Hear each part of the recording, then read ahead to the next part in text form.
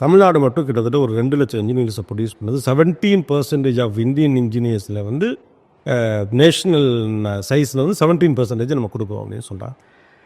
அப்படி இருக்கிற இடத்துல 3%, நான் சொல்கிறது ஓவரால் இந்தியன் ஆவரேஜ் என்ன சொல்கிறதுனா 3% ஆஃப் இன்ஜினியர்ஸ் தான் ஹைடெக் ஜாப்ஸ்க்கே போகிறாங்க. மற்றவர்களுக்கு வந்து அந்த தகுதி இல்லாமல் இருக்கும். இந்த complaint it is like years, many years.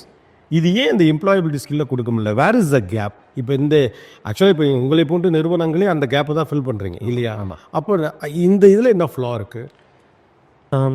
எப்போதுமே வந்து சம்டைம்ஸ் நான் எப்போதுமே இந்த நியூஸ் படிக்கும்போது இந்த இந்த ஸ்டட்டிஸ்டிக்ஸ்லாம் படிக்கும்போது வேணும்ட்டே நியூஸ் பண்ணுறதுக்காகவே ஒரு ஸ்டட்டிஸ்டிக்ஸ் போடுற மாதிரி இருக்கேன். எப்போதுமே 3% இங்கே 5% இருக்கு. பட் நீங்கள் ஓவராலாக நீங்கள் க்ரோத் பார்த்தீங்கன்னா டெவலப்பர்ஸில் சொல்கிறேன், மொத்தமாக உலகத்தில் இப்போ வந்து 100 மில்லியன் டெவலப்பர் இருக்காங்க. India has a maximum share. நம்ம தான் மேக்ஸிமம் ஷேர், பிகஸ்ட் ஷேர். இது வந்து நிறைய பேருக்கு தெரியாது. இது வந்து GitHub அப்படின்னு ஒரு கம்பெனி இருக்குது. GitHubோட CEO வந்து போட்டிருந்தாரு இந்த மாதிரி பிகஸ்ட் ஷேர்.